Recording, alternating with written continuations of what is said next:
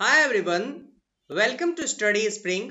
और ये पॉलिटी के मोस्ट एक्सपेक्टेड एमसीक्यूज का सीरीज है, जिसमें आज हम लोग मोस्ट एक्सपेक्टेड एमसीक्यूज सीरीज में भारत की न्यायपालिका मींस जुडिशियरी से रिलेटेड जो मोस्ट एक्सपेक्टेड एमसीक्यूज सीरीज है, जो अपने डिफेंस में सीएपीएफ, सीडीएस और यूपीएससी जितने एग्जाम कंडक्ट करती है, इसके साथ ही जो भी अभी रिसेंट एग्जाम होने वाले हैं सारे के लिए इंपॉर्टेंट होने वाली है, उसको आज हम लोग कवर करेंगे। सारे एमसीक्यूज को जो मोस्ट इंपॉर्टेंट एमसीक्यूज होंगे, तो चलते हैं अपने एमसीक्यूज के तरफ।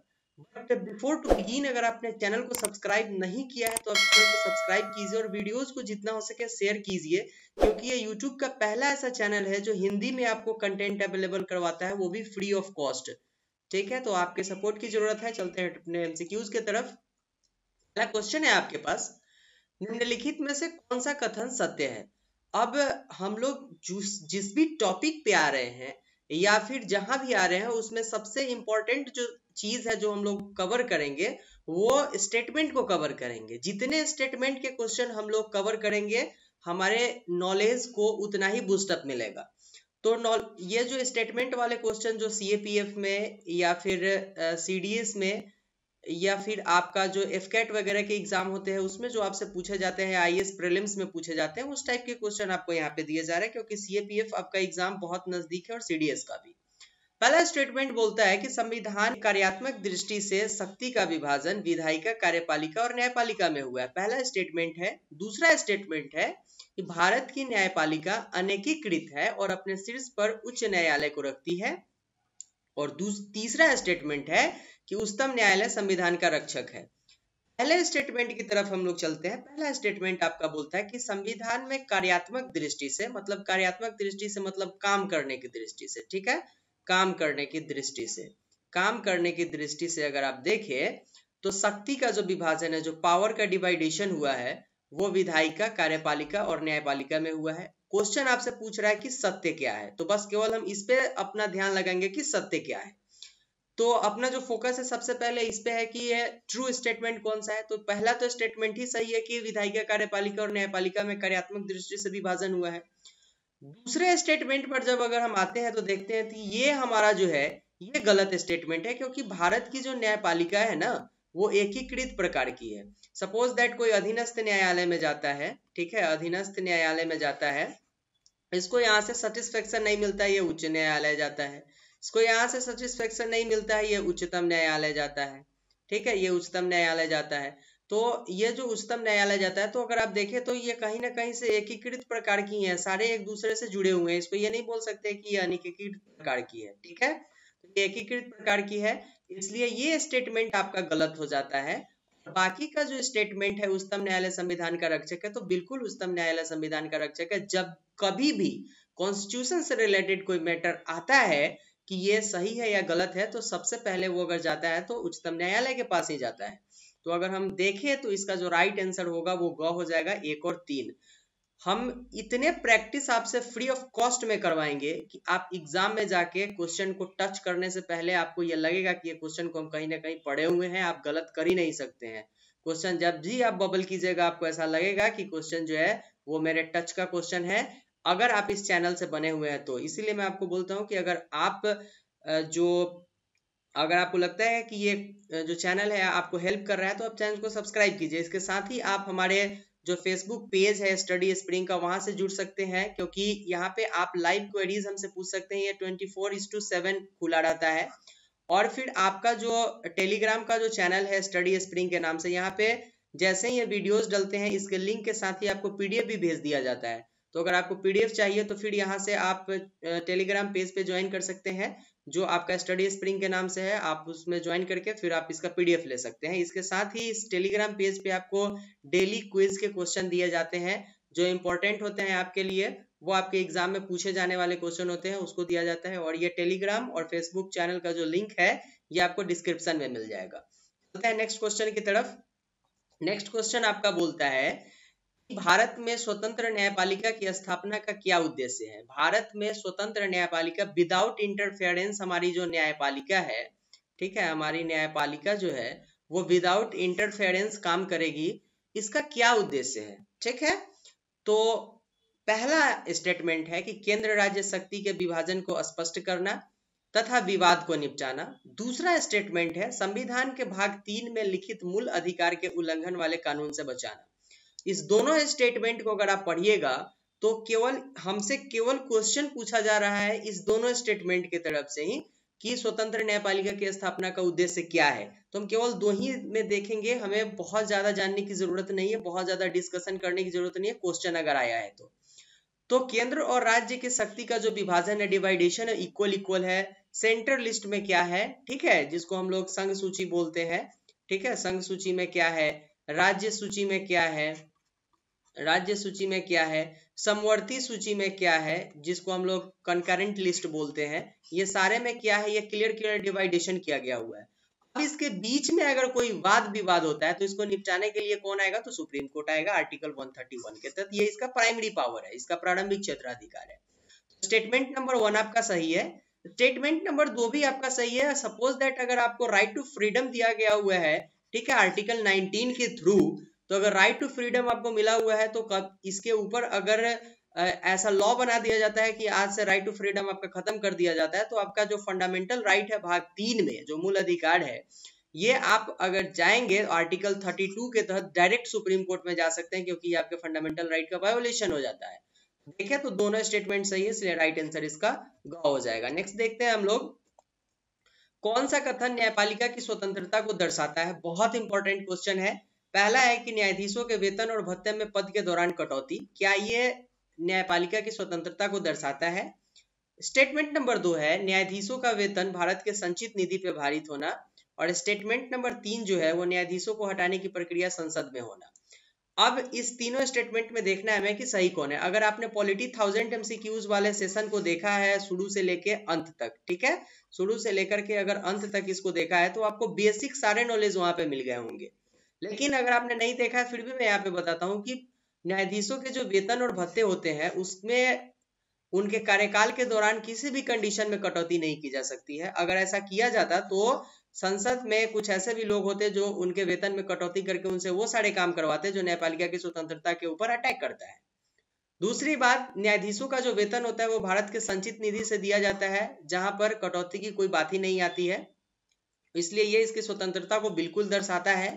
और तीसरा, न्यायाधीशों को हटाने की जो प्रक्रिया है वो संसद में होती है, इसके ऊपर इम्पीचमेंट लगाया जाता है 124 के 4 के अनुसार, ठीक है। तो ये सारे जो प्रोसीजर है आपका जो स्टेटमेंट नंबर 1 और 2 है, ये दोनों आपको बताता है कि ये जो हमारे जो न्यायपालिका है उसकी स्वतंत्रता में जो है ये दोनों अहम भूमिका निभाती है। देखें तो स्टेटमेंट नंबर 2 और 3 सही है, एक स्टेटमेंट गलत है। राइट आंसर इसका हो जाएगा आपका ख, 2 और 3। नेक्स्ट देखते हैं हम लोग, कार्यपालिका और विधायिका द्वारा न्यायालय की स्वतंत्रता का उल्लंघन किस प्रकार किया जाता है। अब ऐसा भी होता है कि कार्यपालिका और विधायिका जो कार्य करते हैं या फिर विधायिका जो नियम बनाते हैं उनके लिए उनके द्वारा न्यायपालिका की स्वतंत्रता का उल्लंघन किया जाता है। नहीं करने का सवाल ही पैदा नहीं होता है, क्योंकि कॉन्स्टिट्यूशन में बहुत सारे एक्सेप्शंस है जिसका फायदा उठाया जाता है।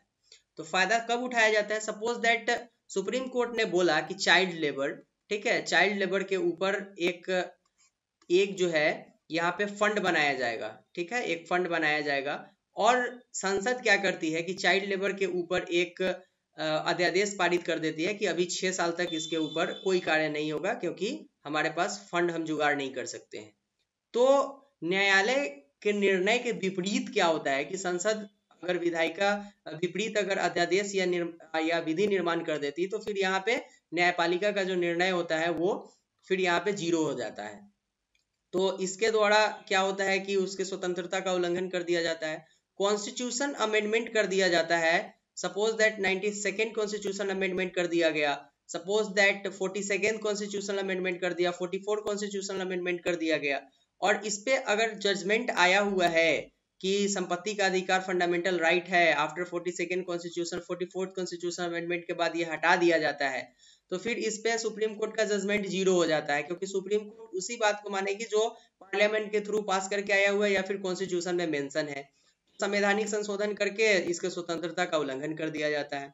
फिर उच्च न्यायालय के न्यायाधीशों की नियुक्ति राष्ट्रपति के द्वारा कर दी जाती है। ये कॉन्स्टिट्यूशन में मेंशन किया गया हुआ अगर है तो सपोज दैट कोई जो हमारे न्यायालय के न्यायाधीश होंगे वो किसी पार्टिकुलर जो मैटर है उस पर वर्क कर रहे होंगे, किसी कारणवश उनका ट्रांसफर कर दिया जाता है, तो ये उनकी स्वतंत्रता के ऊपर उल्लंघन हो जाता है। तो इसका जो राइट आंसर हो जाएगा वो घ हो जाएगा। तीनों कंडीशन में न्यायपालिका की स्वतंत्रता के ऊपर अटैक किया जाता है। नेक्स्ट क्वेश्चन देखते हैं हम लोग, उच्चतम न्यायालय के संबंध में कौन सा कथन सत्य है? पहला स्टेटमेंट बोलता है कि संविधान के अनुच्छेद 124 के अंतर्गत भारत का एक उच्च न्यायालय होगा, राइट आंसर, राइट स्टेटमेंट है। दूसरा बोलता है कि इसकी संख्या को राष्ट्रपति द्वारा समय समय पर निर्धारित किया जाएगा। तो उच्चतम न्यायालय की जो संख्या है उसको निर्धारित नहीं किया जाएगा क्योंकि उच्चतम न्यायालय एक ही होती है। ठीक है, तो स्टेटमेंट नंबर 2 गलत है। स्टेटमेंट नंबर 3 पे आते हैं कि उच्चतम न्यायालय मुख्य न्यायाधीश की सहमति से अपनी सुनवाई दिल्ली के अलावा अन्य स्थान पर कर सकता है। तो उच्चतम न्यायालय जो है वो मुख्य न्यायाधीश की सहमति से ये काम नहीं करता है। ये जो है वो आपका जो राष्ट्रपति होंगे, हमारे राष्ट्रपति, उनकी सहमति से ये कार्य करेगा, ये मुख्य न्यायाधीश की सहमति से नहीं करेगा। इसलिए स्टेटमेंट नंबर 3 भी गलत हो जाएगा। इसमें राष्ट्रपति आ जाएंगे। ठीक है, इसमें जो आ जाएंगे वो राष्ट्रपति आ जाएंगे। ठीक है, ये गलत हो गया यहाँ पे। केवल स्टेटमेंट नंबर 1 सही है, राइट आंसर इसका क हो जाएगा। नेक्स्ट देखते हैं हम लोग, सर्वोच्च न्यायालय की बैठक दिल्ली के अतिरिक्त और किस स्थान पे हुई है? अब स्टेटमेंट को केवल देखना है और अंदाजा लगाना है कि दोनों में कॉमन क्या है। पहले वाले में हैदराबाद आता है, चेन्नई नहीं, तो या तो हैदराबाद या फिर चेन्नई या फिर इन दोनों में से कोई एक। दूसरी बात, श्रीनगर और बिहार आता है, ये दोनों अलग अलग स्टेटमेंट है। तीसरा आता है हैदराबाद और दिल्ली, तो ऑलरेडी मैंने हैदराबाद देखा है और फिर श्रीनगर को एक बार देखा है। तो थोड़ा सा अगर आप पढ़े हुए होइएगा और मेरे चैनल पर अगर आप बने हुए हैं तो इस टाइप के क्वेश्चन आपको मिलेंगे कि पहले में हैदराबाद ये क्लियर कर देता है कि एक ऑप्शन हैदराबाद में था क्योंकि 2 बार यहाँ पे क्लियर किया हुआ है, अगर इनमें से कोई नहीं ऑप्शन हो तो। ठीक है, और दूसरे में एक बार श्रीनगर ऑलरेडी मेंशन किया गया हुआ है, श्रीनगर है। थोड़ा सा अगर आप इस क्वेश्चन को हमारे चैनल पर रिवाइज किए हुए हैं तो आपको ये हेल्प करेगा एग्जाम में राइट बबल करने में। इसका राइट आंसर आपका ग हो जाएगा हैदराबाद और श्रीनगर, ये दोनों में दिल्ली के अतिरिक्त जो है सर्वोच्च न्यायालय की बैठक हुई है। ठीक है, नेक्स्ट क्वेश्चन देखते हैं हम लोग, उच्चतम न्यायालय के न्यायाधीश के लिए क्या योग्यता होनी चाहिए? पहला, वो भारत का नागरिक हो, इसको आप हो कर लीजिएगा, भारत का नागरिक हो। तो स्टेटमेंट नंबर 1 आपका सही है। दूसरा, किसी उच्च न्यायालय में 10 वर्ष तक न्यायाधीश रहा हो, जब तक वो न्यायाधीश नहीं रहेगा उसके पास एक्सपीरियंस नहीं होता है, फिर वो इस पोस्ट पे नहीं आ सकता है। 10 वर्ष के लिए न्यायाधीश की योग्यता उसके लिए कंपलसरी है। दूसरा, वो उच्च न्यायालय किसी न्यायालय में 10 वर्ष विधि व्यवसायी या वकील रहा हो, वो कम से कम 10 वर्ष तक किसी न्यायालय में। ठीक है, और वह राष्ट्रपति की राय में लब्ध प्रतिष्ठित विधि वेता हो, मतलब उसके पास एक बहुत अच्छा नॉलेज हो विधि का, मतलब कानून का। तो अगर देखें तो ये चारों की चारों स्टेटमेंट सही है, इसलिए राइट आंसर इसका हम लोग दे सकते हैं। नेक्स्ट क्वेश्चन देखते हैं हम लोग, उच्चतम न्यायालय के मुख्य न्यायाधीश की नियुक्ति के संबंध में कौन सा कथन सत्य है? स्टेटमेंट नंबर 1 में आते हैं, राष्ट्रपति उच्चतम न्यायालय के मुख्य न्यायाधीश की नियुक्ति उच्चतम न्यायालय और उच्च न्यायालय के न्यायाधीश से परामर्श करके करता है। स्टेटमेंट नंबर 2, इसमें वरिष्ठता का जरूरत नहीं होता है, ये स्टेटमेंट आपका गलत है, वरिष्ठता की जरूरत होती है इसमें, और इसका प्रावधान 124 में किया गया हुआ है, ये स्टेटमेंट सही है। तो केवल स्टेटमेंट नंबर 2 गलत है क्योंकि इसमें JS सेलट, ठीक है, KS हेंगड़े, JS सेलट और AN ग्रोवर की जो वरिष्ठता है उसका उल्लंघन करके अजीत नाथ रे को फर्स्ट बार जो बनाया गया हुआ था मुख्य न्यायाधीश, इसमें वरिष्ठता का उल्लंघन किया गया हुआ था। KS हेंगड़े, JS सेलट और AN ग्रोवर। ठीक है, AN ग्रोवर, तो इसको याद कर लीजिएगा आप। ठीक है, ये इंपॉर्टेंट फैक्ट्स हैं जिसको हमें याद करना जरूरी होता है। तो इस वक्त पहली बार जो है वो यहाँ पे इनका जो वरिष्ठता है उसका उल्लंघन किया गया हुआ था, अदरवाइज वरिष्ठता का ख्याल रखा जाता है इसमें। तो 1 और 3 जो इसका स्टेटमेंट है वो सही है, राइट आंसर आपका ख हो जाएगा। नेक्स्ट क्वेश्चन देखते हैं हम लोग, उच्चतम न्यायालय के अन्य न्यायाधीशों की नियुक्ति के संबंध में कौन सा कथन सत्य है? उच्चतम न्यायालय के मुख्य न्यायाधीश मतलब CJI, chief justice of India की बात कर रहे थे। अब हम जस्टिस ऑफ इंडिया मतलब उच्चतम न्यायालय के अन्य न्यायाधीश जो होते हैं, जो उनसे नीचे होते हैं, उनकी बात कर रहे हैं। जो स्टेटमेंट में क्वेश्चन आने वाले हैं वो सारे को देख रहे हैं हम लोग। तो इसकी नियुक्ति राष्ट्रपति द्वारा अनुच्छेद 124 के तहत होती है, स्टेटमेंट 1 सही है।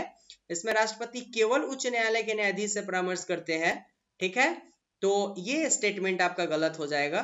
ठीक है, और इसका राइट आंसर आपका केवल ए हो जाएगा। इसमें केवल उच्च न्यायालय जो है ना, राष्ट्रपति, उसमें राष्ट्रपति केवल उच्च न्यायालय के न्यायाधीश से परामर्श नहीं करते हैं, इसमें मुख्य न्यायाधीश से परामर्श किया जाता है। उसके बाद जो है जिस राज्य के न्यायालय से अगर हम न्यायाधीश की नियुक्ति कर रहे हैं तो उसके मुख्य न्यायाधीश से जो है परामर्श किया जाता है, उसके राज्यपाल से परामर्श किया जाता है, तभी ऐसा होता है। तो इसका राइट आंसर आपका केवल ए हो जाएगा।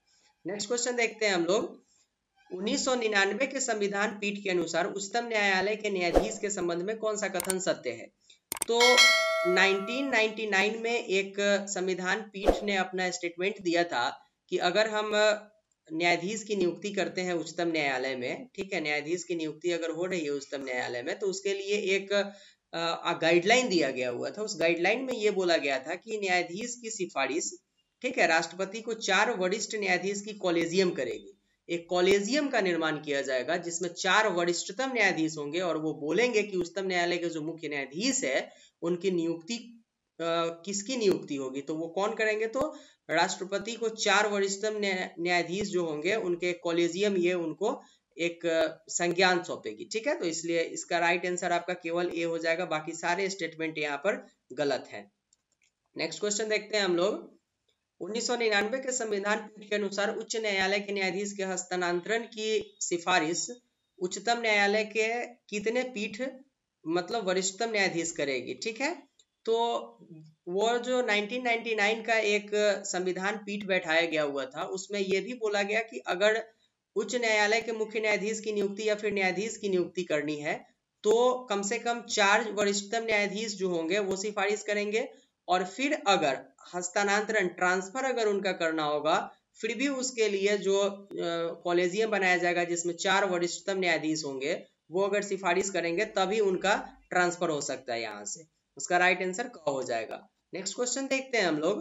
कार्यकारी मुख्य न्यायाधीश की नियुक्ति होती है। कार्यकारी मुख्य न्यायाधीश की नियुक्ति, जैसे हम लोग कार्यकारी राष्ट्रपति के बारे में देखा था हम लोगों ने एम एच हिदायतुल्ला के बारे में। एम एच हिदायतुल्ला राष्ट्रपति की मृत्यु हो जाती है या फिर वो त्यागपत्र दे देते हैं या इम्पीचमेंट के थ्रू उनको हटा दिया जाता है तो कार्यकारी मुख्य न्यायाधीश की नियुक्ति होती है।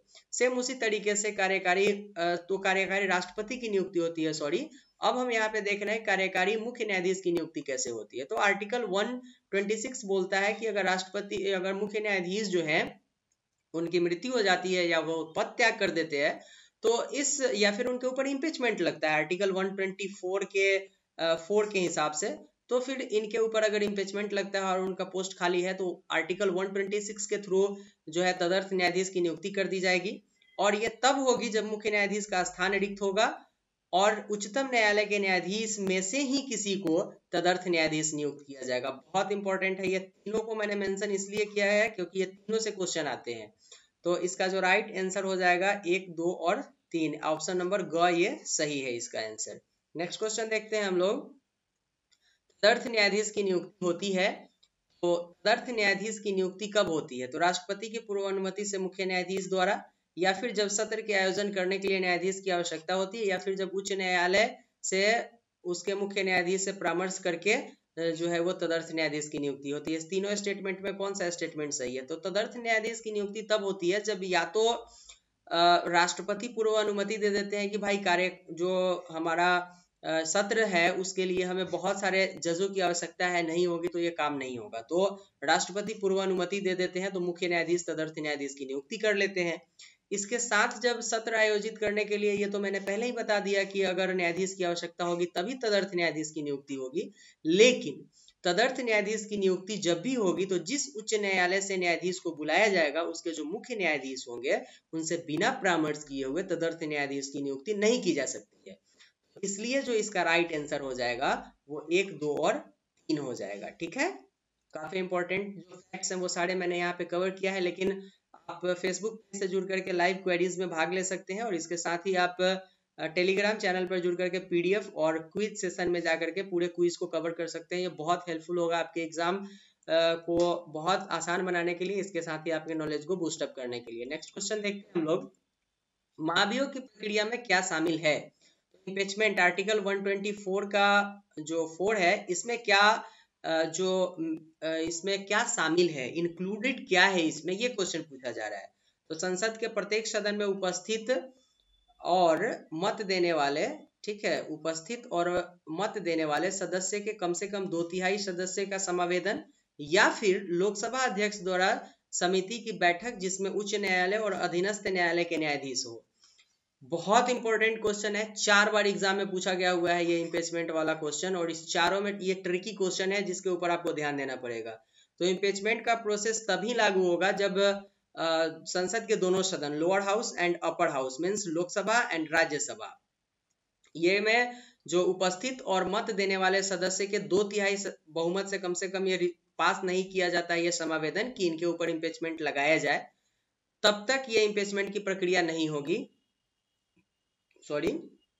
और दूसरा जो स्टेटमेंट बोलता है आपसे कि लोकसभा अध्यक्ष द्वारा समिति के गठन जिसमें उच्च न्यायालय और अधीनस्थ न्यायालय के न्यायाधीश होंगे, तो अगर ये जो समावेदन है इसको लोकसभा के अध्यक्ष के पास रख लिया जाता है और फिर लोकसभा के अध्यक्ष को अगर ऐसा लगता है कि इनके ऊपर इम्पीचमेंट की प्रोसीजर लगाया जाए, इन्होंने संविधान का उल्लंघन किया है, तो फिर इस कंडीशन में वो एक समिति का गठन करते हैं जिसमें एक उच्चतम न्यायालय के मुख्य न्यायाधीश होते हैं, एक उच्चतम न्यायालय के न्यायाधीश होते हैं, एक उच्च न्यायालय के न्यायाधीश होते हैं, और एक जो होते हैं वो राष्ट्रपति के नजर या लोकसभा अध्यक्ष के नजर में एक लब्ध प्रतिष्ठित जो विधि के ज्ञाता होते हैं उनकी नियुक्ति होती है। लेकिन इसमें अधीनस्थ न्यायालय की कहीं बात नहीं कही गई हुई है, इसलिए ऑप्शन नंबर 2 जो है आपका ये गलत हो जाता है। तो इसका राइट आंसर केवल एक हो जाएगा, ए हो जाएगा।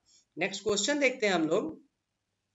उच्चतम न्यायालय अभिलेख न्यायालय है, ये किस अनुच्छेद में मेंशन किया गया हुआ है? तो ये आर्टिकल 124 के थ्रू जो है वो बोला गया कि उच्चतम न्यायालय एक अभिलेख न्यायालय है जो लेख जारी करती है जिसका वैल्यू होता है, ठीक है, जिसका वैल्यू होता है, इसलिए इसको अभिलेख न्यायालय बोला जाता है। राइट आंसर इसका ए हो जाएगा। बहुत सिंपल क्वेश्चन है, ये एग्जाम में डायरेक्ट पूछे जाने वाले क्वेश्चन है, इसलिए मेंशन किया गया इसको। नेक्स्ट क्वेश्चन देखते हैं हम लोग। उच्चतम न्यायालय का समवर्ती क्षेत्राधिकार क्या है? अपील सुनना, परामर्श दात्री क्षेत्राधिकार, इनमें से कोई नहीं, या फिर रीट जारी करना। बहुत इंपॉर्टेंट क्वेश्चन है। जो रीट्स जारी होते हैं ये जो सुप्रीम कोर्ट है उसका समवर्ती क्षेत्राधिकार है, क्योंकि रीट्स जो है वो क्या होता है कि सुप्रीम कोर्ट जारी करती है, ठीक है, और हाई कोर्ट भी जारी करती है, सुप्रीम कोर्ट और हाई कोर्ट भी जारी करती है, इसलिए इसको समवर्ती क्षेत्राधिकार में रखा जाता है। नेक्स्ट क्वेश्चन देखते हैं हम लोग। उच्चतम न्यायालय का परामर्शदात्री, ठीक है, क्षेत्राधिकार संविधान के किस अनुच्छेद में उल्लेखित किया गया हुआ है? तो आर्टिकल 143। राष्ट्रपति अगर चाहेंगे, ठीक है, राष्ट्रपति अगर चाहेंगे तो सुप्रीम कोर्ट से एक परामर्श ले सकते हैं, ठीक है, लेकिन न राष्ट्रपति इसको मानने के लिए बाध्य है और न ही इसको सुप्रीम कोर्ट मानने के लिए बाध्य है कि हम राष्ट्रपति को परामर्श दे, जैसे कि राम मंदिर वाले मामले पे हुआ था, सुप्रीम कोर्ट ने इस पे अपना जो है परामर्श नहीं दिया था। तो आर्टिकल 143 जो है ये इसको जो परामर्शदात्री क्षेत्राधिकार देता है सुप्रीम कोर्ट को, ठीक है। नेक्स्ट क्वेश्चन देखते हैं हम लोग। जनहित याचिका की शुरुआत किसके द्वारा की गई हुई थी? बहुत इंपॉर्टेंट क्वेश्चन है। पीएन भगवती और बी.आर. कृष्ण अय्यर, ये दोनों लोग जो थे इन्होंने मिल करके जनहित याचिका की शुरुआत की थी। इंपॉर्टेंट क्वेश्चन है, ये एग्जाम में 3 बार आया हुआ क्वेश्चन है, इसलिए इसको मेंशन किया गया हुआ है। इसमें कभी पीएन भगवती का नाम दिया जाता है, कभी बी.आर. अय्यर का नाम दिया जाता है, इसलिए दोनों को मेंशन करके मैंने दे दिया है। Next question. उच्चतम न्यायालय का अपीलीय क्षेत्राधिकार अनुच्छेद में किस अनुच्छेद में उल्लेखित है? तो आर्टिकल 132 जो बोलता है वो बोलता है कि उच्चतम न्यायालय में आप अपील कर सकते हैं, और अपीलीय क्षेत्राधिकार में बहुत सारे क्षेत्राधिकार है जिसको जब हम लोग चैप्टर कवर करेंगे तब इसको देखेंगे कि कौन कौन सा अधिकार है। लेकिन अगर आपको ऐसा लगता है कि आपको चैप्टर की जरूरत है जो एम लक्ष्मीकांत की चैप्टर है सिंपल वे में, तो फिर आप कमेंट कर सकते हैं, हम आपके लिए चैप्टर बनाएंगे, क्योंकि अभी एग्जाम में 6 महीने का टाइम है और पूरे 6 महीने में हम लोग एम लक्ष्मीकांत के साथ साथ जितने भी इंपॉर्टेंट बुक्स हैं जिसको अगर आपको लगता है कि ये डिस्कस होना चाहिए तो उसको हम डिस्कस कर सकते हैं। आप कमेंट बॉक्स में कमेंट कीजिएगा। नेक्स्ट क्वेश्चन देखते हैं। उच्च न्यायालय के संबंध में कौन सा कथन सत्य है? पहला स्टेटमेंट बोलता है कि अनुच्छेद 214 द्वारा प्रत्येक राज्य में एक उच्च न्यायालय होगा, या फिर 218 के तहत प्रत्येक केंद्र शासित प्रदेश में एक उच्च न्यायालय होगा, या फिर अनुच्छेद 214 के तहत प्रत्येक राज्य में या संसद द्वारा विधि के अनुसार जो भी विधि होगा उसके अनुसार उच्च न्यायालय का जो है वो गठन होगा। तो इस तीनों स्टेटमेंट में कौन सा स्टेटमेंट सही है? तो पहले वाले में आप लॉजिक लगाइएगा थोड़ा सा, जब भी आर्टिकल अगर रिपीट करता है तो उसके ऊपर जरूर ध्यान दीजिएगा। आप आर्टिकल रिपीट कर रहा है, स्टेटमेंट रिपीट करके थोड़ा सा अंतर दे रहा है, तो वहां पर आप ध्यान दिया कीजिएगा, क्योंकि वहीं पे क्वेश्चन का आंसर छुपा हुआ होता है। और ये ट्रिकी क्वेश्चन है केवल हर एक राज्य में होगा अनुच्छेद 214 के तहत। ठीक है, गलत है स्टेटमेंट। स्टेटमेंट 200 दूसरा जो है ये भी गलत है, क्योंकि 218 बोलता ही नहीं है हाई कोर्ट के एस्टेब्लिशमेंट के बारे में, लेकिन 214 फिर से रिपीट कर रहा है और बोलता है कि प्रत्येक राज्य में या संसद द्वारा बनाए गए विधि के अनुसार उच्चतम न्यायालय का गठन किया जाएगा। तो अनुच्छेद 214 तो ये जरूर बोलता है कि उच्च न्यायालय का गठन होगा, लेकिन संसद अगर विधि बना के ऐसा करती है कि 2 राज्यों के लिए एक ही उच्च न्यायालय अगर होता है तो ये भी स्टेटमेंट सही है। इसलिए स्टेटमेंट आपका जो ग है वो सही हो जाता है, क और ख दोनों गलत है। नेक्स्ट क्वेश्चन देखते हैं, किस केंद्र शासित प्रदेश के पास अपना उच्च न्यायालय है? बहुत सिंपल क्वेश्चन है, दिल्ली ऐसा केंद्र शासित प्रदेश है, ठीक है, यूनियन टेरेटरीज है जिसके पास अपना उच्च न्यायालय है। इसके बाद और किसी भी यूनियन टेरेटरीज केंद्र शासित प्रदेश के पास अपना उच्च न्यायालय नहीं है। नेक्स्ट क्वेश्चन, उच्च न्यायालय के न्यायाधीश की नियुक्ति। स्टेटमेंट 1, राष्ट्रपति द्वारा भारत के मुख्य न्यायाधीश से और उस राज्य के राज्यपाल से परामर्श करके होती है। स्टेटमेंट नंबर 2, राष्ट्रपति द्वारा मुख्य न्यायाधीश तथा राज्य के राज्यपाल और उच्च न्यायालय के मुख्य न्यायाधीश से परामर्श करके होती है। पिछले स्लाइड में मैंने आपको ये क्लियर किया था। स्टेटमेंट नंबर 2 सही है, क्योंकि राष्ट्रपति द्वारा मुख्य न्यायाधीश की नियुक्ति राज्य के पहले राज्यपाल से, उसके बाद उच्च न्यायालय के जो मुख्य न्यायाधीश होंगे उससे परामर्श करके किया जाएगा, और इसके साथ ही मुख्य न्यायाधीश से भी परामर्श करेगी राष्ट्रपति करेंगे, तभी इसका नियुक्ति किया जा सकता है। इसलिए राइट आंसर आपका ख हो जाएगा, केवल 2। नेक्स्ट क्वेश्चन देखते हैं हम लोग, उच्च न्यायालय के जो मुख्य न्यायाधीश होंगे उनकी नियुक्ति कौन करेगा? तो राष्ट्रपति द्वारा सर्वोच्च न्यायालय के मुख्य न्यायाधीश और राज्यपाल से परामर्श करके करेंगे या फिर राज्यपाल करेंगे? तो स्टेटमेंट नंबर आपका ये ए जो बोलता है कि मुख्य न्यायाधीश की नियुक्ति राष्ट्रपति द्वारा सर्वोच्च न्यायालय के मुख्य न्यायाधीश और राज्यपाल से परामर्श करके किया जाएगा। तो यही स्टेटमेंट आपका सही है, केवल एक ही सही है इसमें, और केवल राज्यपाल से परामर्श करके राष्ट्रपति कभी भी जो उच्च न्यायालय के मुख्य न्यायाधीश है उसकी नियुक्ति नहीं कर सकते हैं। इसके लिए सर्वोच्च न्यायालय के पहले मुख्य न्यायाधीश CJI और उसके बाद राज्यपाल, जिस राज्य में के मुख्य न्यायाधीश की नियुक्ति होनी है वहां से परामर्श किया जाएगा, तभी इनकी नियुक्ति की जाएगी। और इसके लिए मुख्यमंत्री से परामर्श को एक स्वस्थ जो बोले की प्रक्रिया माना जाता है, लेकिन इसका बार बार उल्लंघन किया जाता रहा है। नेक्स्ट क्वेश्चन देखते हैं हम लोग, न्यायाधीश का हस्तांतरण कौन कर सकता है? CJI के परामर्श से राष्ट्रपति ही कर सकते हैं, मतलब मुख्य जो न्यायाधीश होंगे, ठीक है, भारत के मुख्य न्यायाधीश, उनके परामर्श से राष्ट्रपति न्यायाधीशों का हस्तांतरण करते हैं। तो फ्रेंड्स ये था जो भी अपना इम्पोर्टेंट न्यायपालिका से रिलेटेड जो स्टेटमेंट टाइप क्वेश्चन आते हैं एग्जाम में, जो आपके ये सारे CAPF CDS वगैरह के एग्जाम के लिए इम्पोर्टेंट है, उससे आप जो है वो कवर कर सकते हैं इसको। लेकिन अगर आप अभी तक टेलीग्राम चैनल पे जुड़े नहीं है तो टेलीग्राम का लिंक आपको डिस्क्रिप्शन में दिया गया, वहां से जुड़िए, क्योंकि यहाँ पे क्विज होते हैं और इसके साथ ही आपको जो PDF है वो सारे यहाँ पे फ्री ऑफ कॉस्ट प्रोवाइड करवाए जा रहे हैं। तो PDF से आपके प्रैक्टिसेस हो जाएंगी और क्विज आपका नॉलेज बूस्टअप करेगा।